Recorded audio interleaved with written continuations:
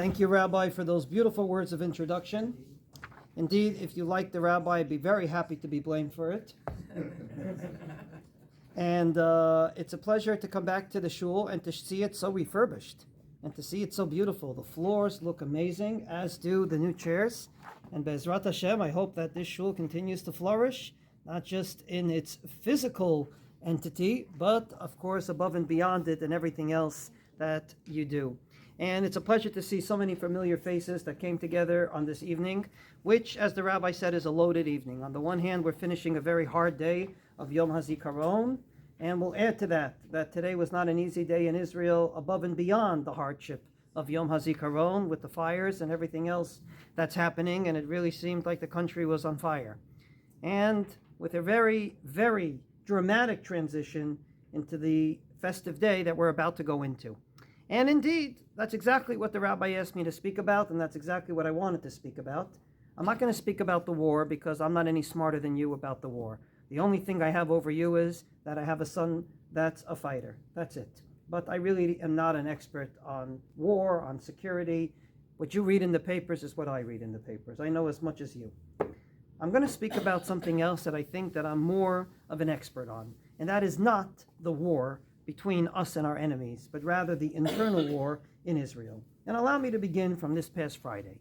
So this past Friday was a very special Friday in Israel because it's the Friday before Yom Haatzmaut. And a lot of surveys come out in honor of Yom Haatzmaut, usually with bad news.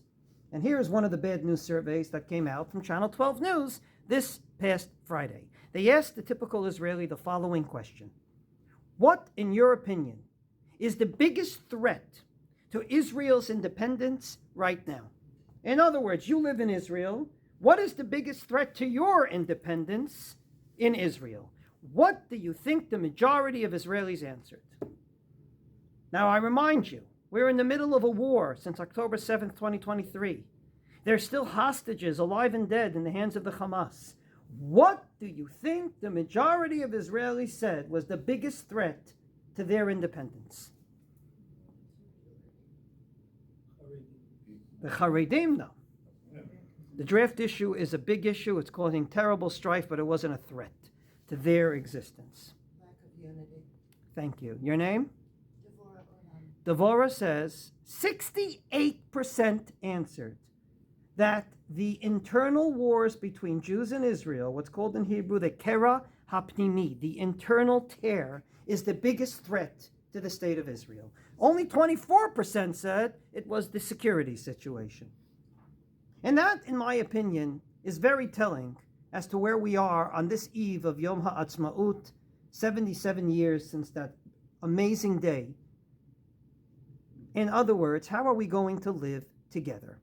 And I'd like to give a suggestion this evening based on my work with secular Israelis at Sohar, together with religious Israelis, and to try to give you at least a way to think about it for the future. And allow me to start, as I always done in this shul, with a source.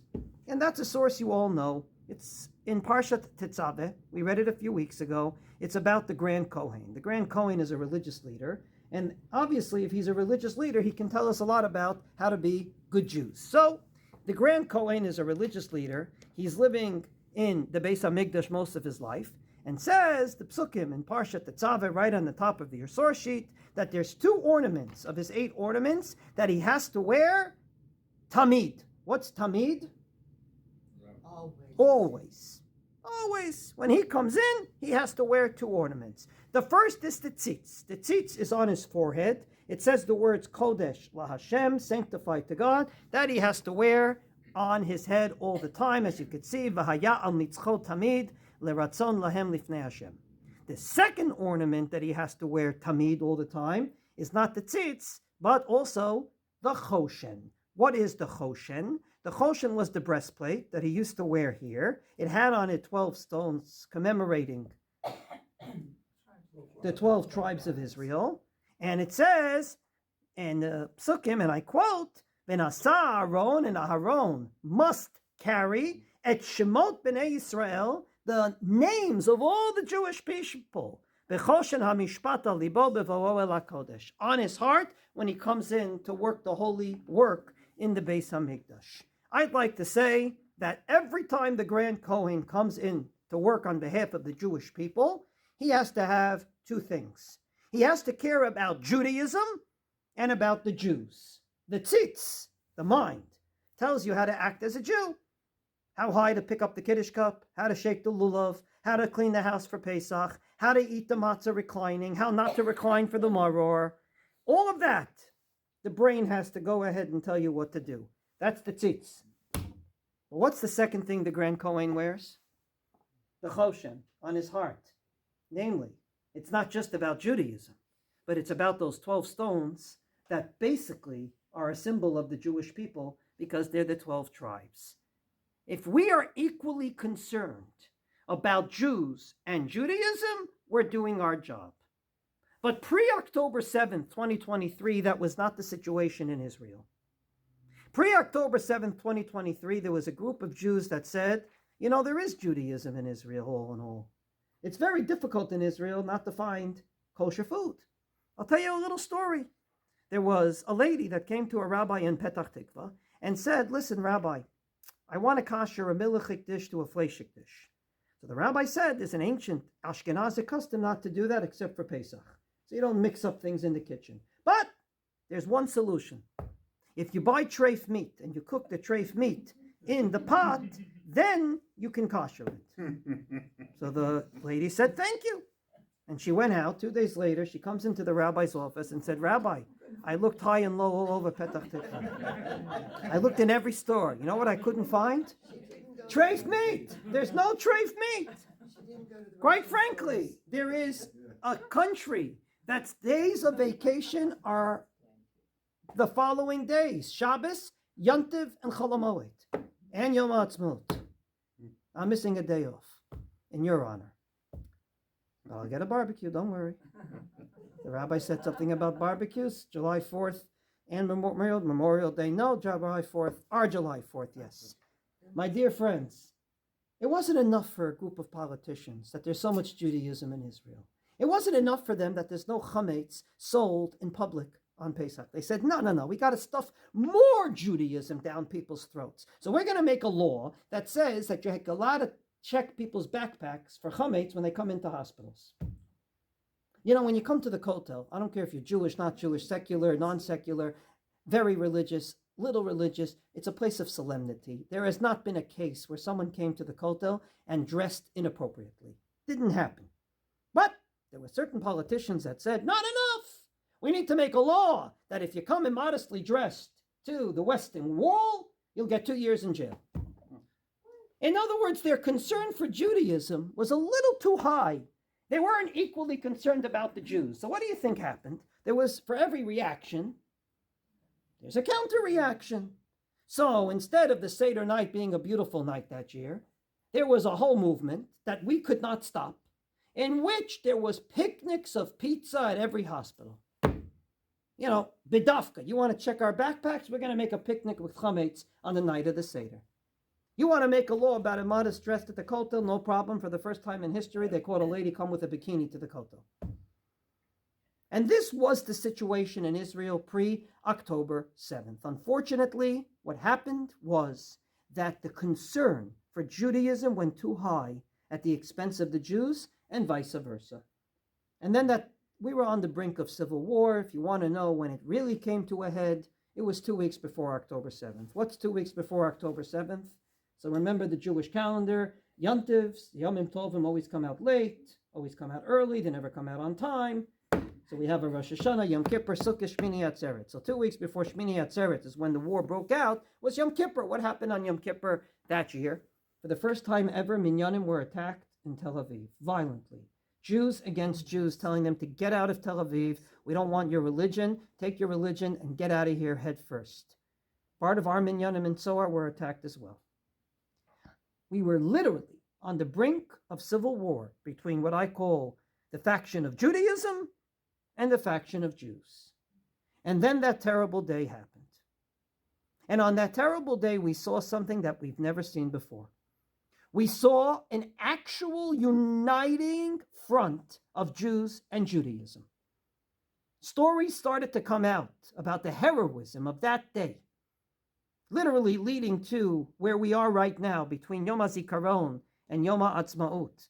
And despite the tragedies and the raping and the hostages and everything else that happened that day, there were amazing stories of heroism where one after another you kept seeing that Jews and Judaism unite. Allow me to share 3 stories with you. You may have heard them. If you did, stop me. Have you heard about the Kalmanzon brothers? The Kalmanzon brothers lived in Otniel. Otniel is very, very far from Gaza, north of Gaza. Had nothing to do with Gaza.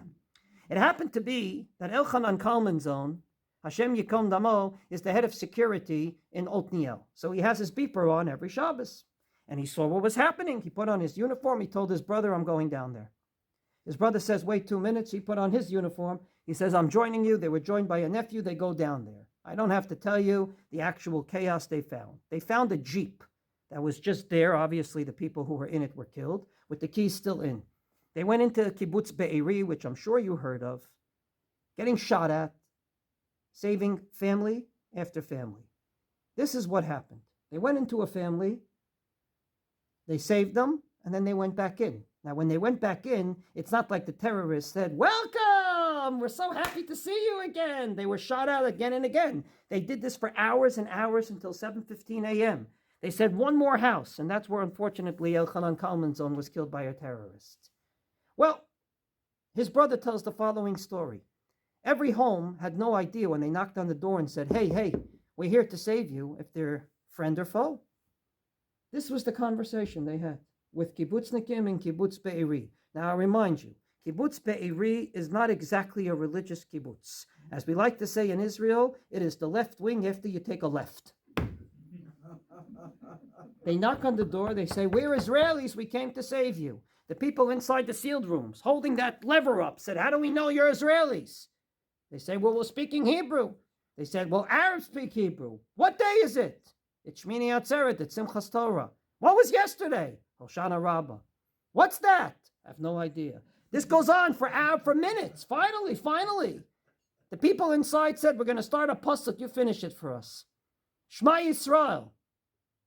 And of course, the Kalmanzon brothers ended Hashem Elokeinu, Hashem Echad. Then they opened the door. For the love of the Jewish people, they jumped from their homes to save strangers, and they saved endless families. The way they did it was through Judaism. Second story. Have you heard of Aluf Tivon? General Tivon. General Tivon, the general in the Israeli army, tall guy, 70 years old, went swimming on Shmini Atzeret morning, not a religious man, and he gets out of the pool. He sees on his WhatsApp, which is the way Israelis talk to each other, he sees on his WhatsApp that his son, his daughter-in-law, and his grandchildren, were trapped in one of the kibbutzim. Come save us. He doesn't think twice, being a general, takes his pistol, takes his wife, starts driving down south. He gets down there, and as a general, he feels guilty every time he sees a group about to storm terrorists that he should continue on his merry way. So every time he saw a group, he joined them. He never ever just said, I have to save my grandchildren and that's it.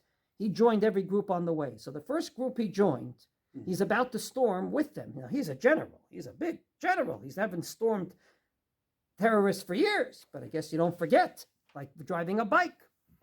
Aluf Tivon's about to storm, and he says, wait a minute. I left my house with a pistol without my uniform. How will the other soldiers know I'm a friend and not a foe? Does anyone have an extra uniform? They said, Aluf Tivon, we don't carry 2 uniforms. We have 1 uniform on our backs. Well, does anyone have an extra camouflaged shirt of some sort? Maybe a t-shirt? No, except for one. One religious soldier had one thing that religious soldiers have in the army. They have a camouflaged tzitzis with white coming down from the bottom, but they have camouflaged tzitzis. He said, give me your tzitzis. He says he hasn't put on a talis since his bar mitzvah.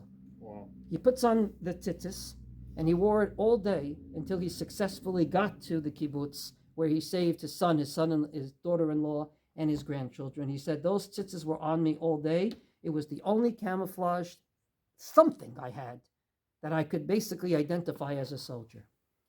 Why did he go? Because of the love of Jews, because of the love of his children. How did he save them? Through Judaism. There was another gentleman. His name was Oz Devidan. He used to be a shepherd around the area of the Nova. So he didn't know just the roads, he knew the back ways. He understood what was happening. He took his 4x4. He went the back ways and saved endless people going in and out endless times. He's a very known figure in Israel. Oz Davidan. He was recently interviewed on our talk show at Sohar. We started a television channel about a year ago. It's very successful. One of the successful programs is our talk show. And we had a talk show about heroism and heroes. And they asked him one question. What gave you the motivation to keep on going in and out and getting shot at each time you were in danger? And for total strangers, may I add. He said, well, first and foremost, they're my brothers and sisters. They're not strangers. And secondly, he says, it could be my name. They said, my name? What is your name? My name is Oz. What does Oz mean in Hebrew? Strength, heroism. He says, I was born on Erev Shabbos Parshat B'Shalach. Parshat B'Shalach, we read the words, Ozi v'zimrat yah v'yehili li Yeshua. Indeed, the heroism or the strength, we came before God, and God was my salvation. Maybe my name gave me the power to go in and out. Once again, without love of the Jewish people, these people wouldn't have jumped from their homes that day of chaos. But without Judaism, they wouldn't have been successful. It was in a day in which Jews and Judaism united as one. But it didn't stop there. Because if it was just that day, you can go home and say, Grunstein just told us something we all knew. And that is, there's no atheists in foxholes. So October 7th leads to October 8th, and then there's October 9th. And now we're a month later. And a month later, an Israeli who is a leftist, an Israeli who always said, I don't want to be called Jewish, but Israeli, who went to the trouble to go to the Ministry of Internal Affairs and say, please erase the name Jewish from my name. It means nothing to me. His name, Omer Barak. Omer Barak, everywhere he went in the world, he said, I'm not Jewish, I'm Israeli. A month plus into the war, he writes the following post, and I quote to you from the bottom of the source sheet. In the framework of introspection, at that time, Israelis were dealing with what went wrong. What did we go do wrong to deserve October 7th? Today, only two words matter to me. I am a Jew. Wow, how I hated the connection between these two words. In every lecture abroad, I would say that I am an Israeli. And if someone would ask something about my Jewishness, I would say that I wasn't, that I was born Jewish, but it's absolutely nothing within me that's Jewish. In the house in which I grew up, there was even contempt for Judaism. And even without the house I grew up, I simply did not want to believe that I was the child with the cap. What is he referring to? The famous picture from the Warsaw Ghetto of that kid with the cap on, with the hands up. I'm not that kid. I wanted to believe that I'm a man of the whole world, a journalist, a screenwriter. My Judaism is not part of my identity. It is not even on my identity card as I described a minute ago. But even in that, he said, I erred. Maybe I'm not the boy in the cap, but I am a Jew. No matter how much I try, I cannot flee from this. And if this is the first time in my life that I don't wish to flee from it, that I don't wish to do so, I am proud of my Jewishness. I'm ashamed that I denied this. I won't go around now with a kippah. And it doesn't seem to me that you'll see me in the synagogue. But I will search for my Jewishness. I will search for my God. I will search for my identity that I tried to destroy. Now, Omer Barak is referring to the fact that every Israeli didn't understand. How come the Hamas attacked, quote unquote, the good people? These are the people that are leftists. They live in the Gaza envelope. They help the Arabs get to medical treatments. It didn't make sense. The only way to explain it was that it was pure anti-Semitism. They hate Jews. They knew the families that helped them, and those are the ones they attacked. They knew the wonderful people that helped them. They knew exactly where they lived, how many children they had, and that's exactly who they targeted. So Omer Barak says, I can try to run away, but it's not going to help. At the end of the day, I am a Jew. And then he tells the following story. You can read it inside. That today I lit candles with my children. He's referring to a Friday. He's about to, for the first time in his life, light Shabbos candles. So as I told you, in Israel, it's hard to find treif meat. It's very easy to find Shabbos candles. So they went to the local store. They bought Shabbos candles. They brought it home. Now comes the part of the story I never understood, and that is they didn't know the bracha on the Shabbos candles. Now, for the life of me, I don't understand why such a journalist and a screenwriter didn't do what all of us would do in such a situation, which is Google it for the older people in the room. For the younger people in the room, we'll go to ChatGPT. I don't know why he didn't think it was, maybe he thinks there's no Judaism on the net. I don't know. But he said, well, what am I going to do? There's one bracha I know on candles. A bracha every Israeli knows on candles. What's the bracha every Israeli knows on candles? I'll help you out. Asher kedishanu b'mitzvotav. He made the bracha on Hanukkah candles, on the Shabbos candles, a month and a half before Hanukkah. And in Hebrew, I translated it into English, he writes, Sheyiyeh. No, who cares?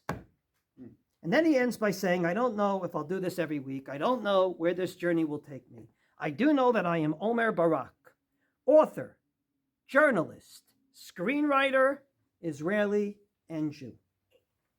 So as you could see, even a month plus later, there was a certain thirst of Judaism in the air. And I thought for a while that it was lost. Namely, it happened, and now we went back to fighting, and it's gone. But then the hostages started to come home. And when the hostages started to come home, something extraordinary happened. And it started with the lady on page 2 on the top right, her name, Agam Berger. Agam Berger, as you can hear from her last name, she is not of the Sephardic ilk. The Sephardim never lost their link to tradition. Berger obviously is Ashkenazi. She does not come from a religious family. For some reason that only God knows, during the time she was in captivity, both her and her mother not in captivity kept Shabbos. Her mother pleaded that she should not be let out on Shabbos. The story came out after she came back and wrote on the chalkboard that you could see here in the picture, B'derech emunah halachti, with faith I left you, u'v'derech emunah shafti, and with faith I returned to you. It came out that during her captivity, she refused to eat treifas, non-kosher meat. She refused to cook on Shabbos. She fasted on certain fast days. She basically kept her individuality because everybody in this room knows that to save your life, you're allowed to do all the above. And what was interesting is the media in Israel didn't muff the story, didn't put it in some back page. They put it in front and center. I'm quoting to you from Ynet, which no one in this room will ever suspect is a right-wing newspaper, comes along and says, holding on to faith in the darkest times, despite the dire conditions, the hostages made efforts to track the Hebrew calendar and observe Jewish holidays to the best of their abilities. We roughly knew the dates from the radio and sometimes from segments shown on television that helped us understand when the holidays were approaching. However, not all holidays could be observed. We missed Hanukkah, but during Passover, I managed to avoid eating leavened bread. I used corn flour because that was available. The captors didn't really care about it. One of the most significant moments of her captivity was Yom Kippur. We managed to fast, and I remember praying a lot that day. I also fasted on the fast of Esther. It was something that I felt I had to do, especially given our circumstances. Now, I didn't bring it on this page. What do you think happened a day later in Israel? It can only happen in Israel. See, in Israel, when the media quotes something nice, the day later someone has to complain. So 2 people complained. First of all, do you remember the 4 hostages that got out a week before Agam Berger, the 4 soldiers that held their hands up high and said, we're not going to let them put us and make us look like we're nothing? You remember that? Those 4 soldiers called in to Channel 12 and Channel 13 and Channel 14 and 11 and said, why didn't you report about the mitzvot we kept in captivity? We also fasted on Yom Kippur. We also did this, that, and the other thing. So they reported it. All of a sudden, the media is dealing with one issue. Every time a captive comes out, they ask, how are you, first and foremost? And then they say, what mitzvot did you keep in captivity? Now, how do I know there's so much Judaism in the media? In Israel, if you want to know if there's too much Judaism in the media, you have to go to one newspaper, a newspaper that hates Judaism with a passion, to the second power, Haaretz. So, look on the bottom of the page. I quoted it to you in the original Hebrew, and this is what it says, bottom of the page. Yisrael zkuka lo rak la'afradat dat mehamedina. Israel is not only a place that needs to separate church from state, ela gam la'afradat dat mechadashot. They have to start separating between religion and the news. And what a shanda and a waste of time it is that all the news is dealing with is how many mitzvot does a captive in a captivity keep? But it's not just the captives. It's not just Omer Barak. At the end of 2024, as is, I'm sure, the custom in this country, you have various summaries of that year. So in Israel, in one of the newspapers, again, Ynet, again, they went ahead and they went and did a survey. How many people Googled the word Lama? Why? And what did they look for? What were the top 10 why questions of 2024? You ready for this? 10 questions. What are the top 10? Question number 1, why do we eat milchiks on Shavuos? Top 10. Question number 2, why do we fast on Tisha B'Av? Question number 3, why do you fast on Yom Kippur? Question number 4, why did Moshe Rabbeinu enter Israel? Question number 5, why do we celebrate Shavuos? Now don't think for a moment these were only questions about Judaism. Question number 6 is about how come Michal Ansanki didn't get into MasterChef? Question number 7 was about how come you can't eat meat on Tisha B'Av. They mean, of course, the 9 days, but you get the gist. Question number 8, why did Yair Lapid grow a beard? Question number 9, why did Minister of Defense Gallant get fired? And question number 10, why do you blow shofar on Rosh Hashanah? These are the top 10 why questions in Google in Israel for 2024. What I'm trying to say is that ever since October 7th, there is much more Judaism in the air. And the only way we're going to anchor it is if we start caring as much about the Jews as we see so many more Jews care about Judaism. And allow me to prove my point from another episode with a Kohen. So as you know, here in America, as well as throughout Chutz La'aretz, in Ashkenazic communities, you don't have the pleasure of duchening every single day, but rather only 13 times a year. So it's a big thing to duchen. Well, there's a lot of halachos that go into duchening. Allow me to quote two. One from the Judaism aspect, one from the Jews aspect. Both part of our code of Jewish law. Halacha number 1 on the left side. Kol kohen she'eino ole ba'avodah, shuv eino ole. So a kohen's getting ready to duchen, he washed his hands. As soon as the chazan says the words, Retzei Hashem Elokeinu, and before he ends the bracha, HaMachazir Shechinato LeTzion, the kohen has to start making his way from the back of the synagogue to the front of the synagogue. If he doesn't, he can't duchen. One of the many laws that a kohen has to keep in order to duchen. That's Judaism, the forehead. Now you want to hear a law about the Jews? This is also in the code of Jewish law. The Mishnah Berurah says on the left side of the page, Kohen shahatzibur son imoto. If there's a kohen in the congregation that the congregation can't stand, they hate him. Oh, hu sonet hatzibur.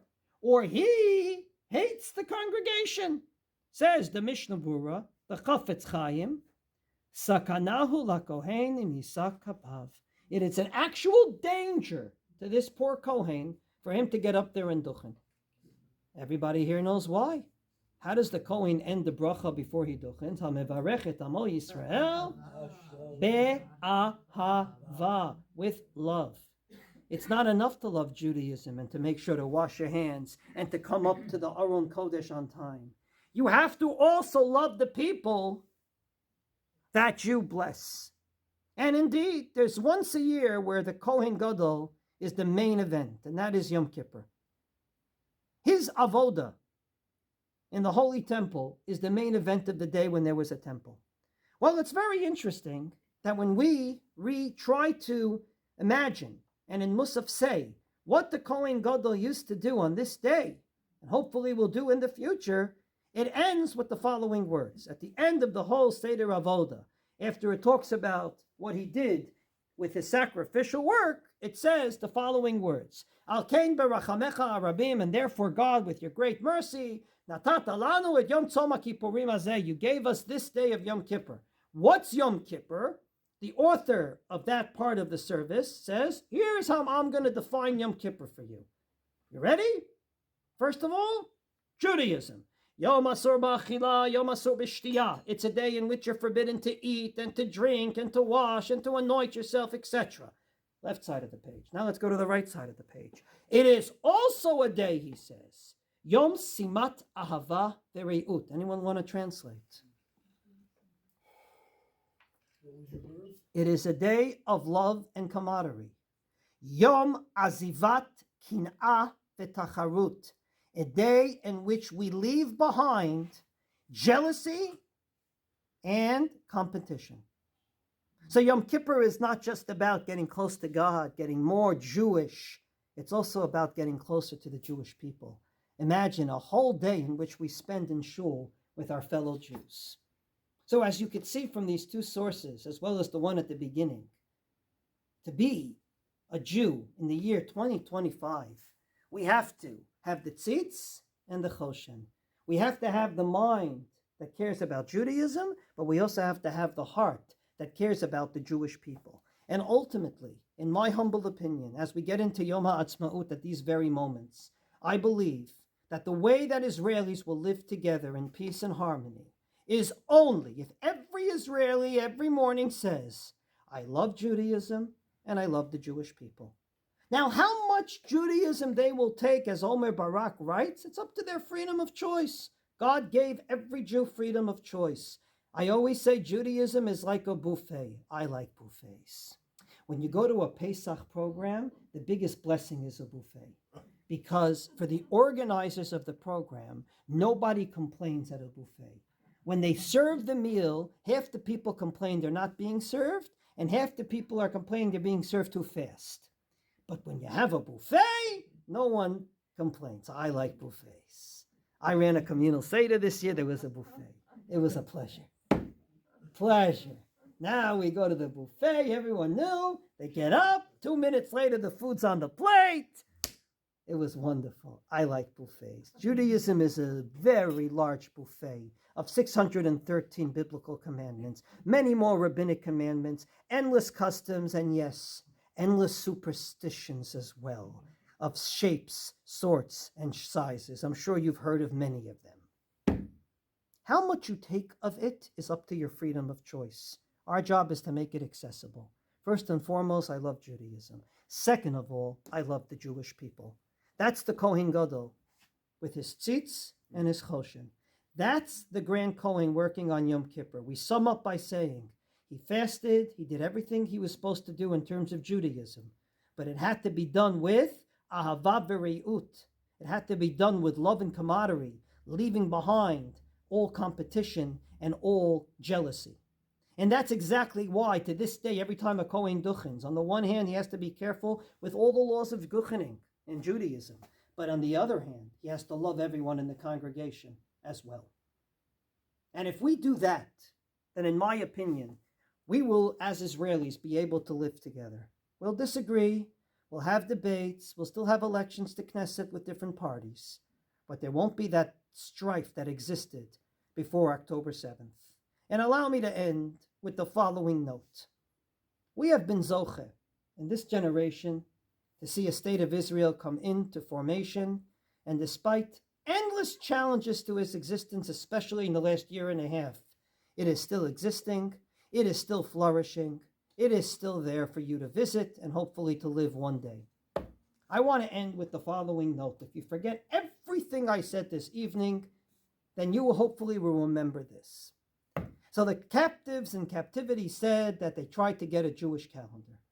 Well, the Shulchan Aruch, the Code of Jewish Law, says if you don't have a Jewish calendar, all you need to know is one day. If you know one day, you can do the whole Jewish calendar. What day do you need to know? The first day of Pesach. It's called the famous law of At Bash. We have a Hebrew alphabet. It starts with the letter Aleph. It ends with the letter Taf. Says the Shulchan Aruch on the last source on the page, Siman likviat moadim at bashgar dak hatz vaf. I'll explain. You take the first letter and the last letter, the second letter and the second to last letter, the third letter and the third to last letter. You put them together, and ultimately you got the Jewish calendar. So let's do this very quickly. You'll know it right away. The first day of Pesach is tough. What's tough? Did you eat an egg and salt water at your Seder? Why?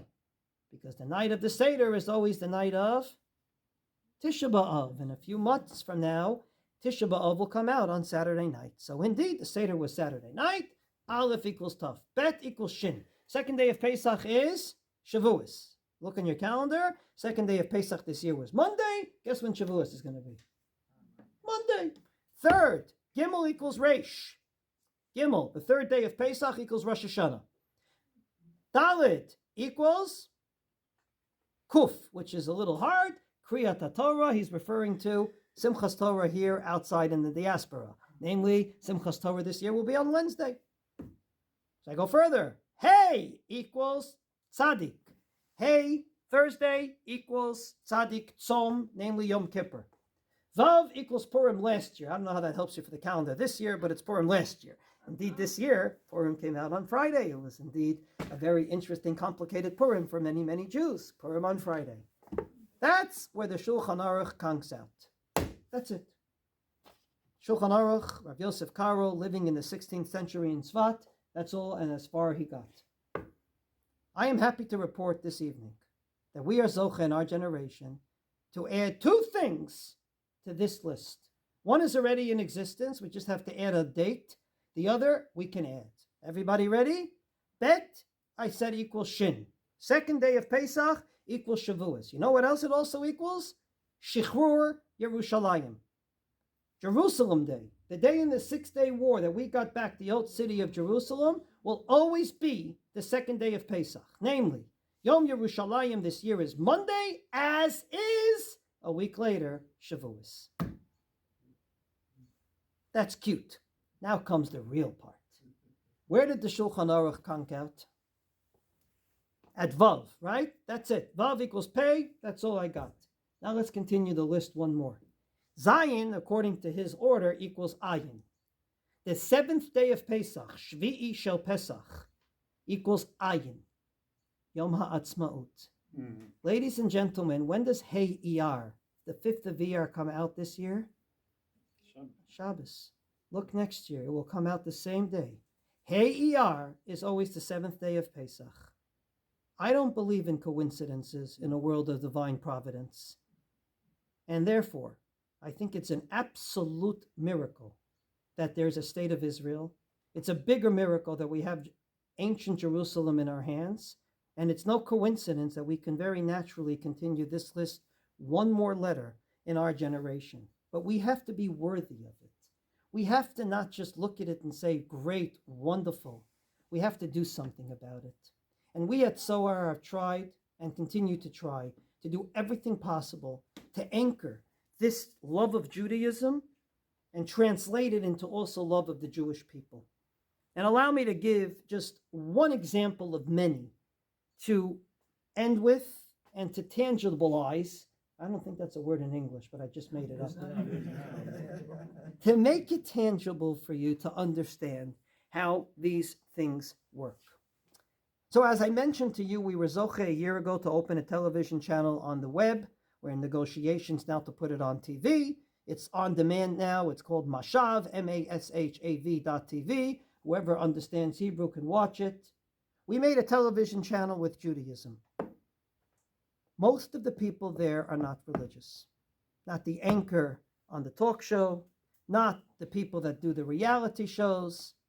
And ultimately, we're trying to show that Judaism belongs to everyone, not just to me, not just to the religious Jews. So amongst the many programs that we have a program called What's Jewish in Your Home? A celebrity by the name of Tzofit Grant. She's married to Shuli Rand in his second controversial marriage. Have you seen the movie Ushpizin? Yeah. Okay. The star of that movie gave a get to his wife on that movie, who was his real wife. His wife refused to receive it. So he's married with what's called a heter me'er rabbanim. Whoever knows what that is, great. Whoever doesn't, even better. The bottom line is, it's a controversial marriage. The lady is wonderful. Her name is Tzofit Grant. She's not religious. So he's a Bretzlover Chassid. She's not totally religious. Happy marriage. In and of itself, a statement that Jews can live together. Now, she has a program in which she goes into other celebrities' homes and asks one simple question. What's Jewish in your home? Now, I want to explain that when you go into a secular home, you don't necessarily see a mezuzah on the door. You don't see a Chanukiah on the china cabinet. You don't see Shabbos candles out being all week to light. You see nothing. And she asks, what's Jewish in your home? And what's amazing is everyone has an answer. One guy takes out a Gemara and says, we learned this Gemara, it was my grandfather's before the Shoah. At the Seder, we always learn a page. Another person takes out a Chanukiah, we light it every year. Now, it was so funny to me to hear that because the person she interviewed, I'm pretty sure that if they were alive at the time of Hanukkah and the Maccabim are fighting against the Syrian Greeks, but they're also fighting against Jews that became Hellenists, they would probably side with the Hellenists. But they're lighting a Chanukiah. And another person takes out the Seder plate that they fill properly every Seder night. And another person takes out this item and that item, showing the Israeli population Judaism belongs to us all. And usually the meeting ends with a big hug. We have another program in which is called Elokim Adirim, which I can never translate properly. How do you say Elokim Adirim, Rabbi? Good grief. Like that, yeah. It's about where was God for you on October 7th. Every week she interviews someone else who was in dire danger, or he was in dire danger on October 7th, asking where was God for you on that day? Did you pray to God on that day? What did you pray for? And ultimately, there's an answer each week. Sometimes it's a rabbi, sometimes it's a secular Jew. Judaism belongs to us all, and we have to anchor that. But more importantly, the Jewish people belong to us all. And if we combine the love of Jews and Judaism, I believe Israel has a beautiful future ahead of it. Be'ezrat Hashem, just like we were Zocha to these 77 years, we should be Zocha to many, many more years. And may I add, this list of the Shulchan Aruch will hopefully get longer. Thank you all very much.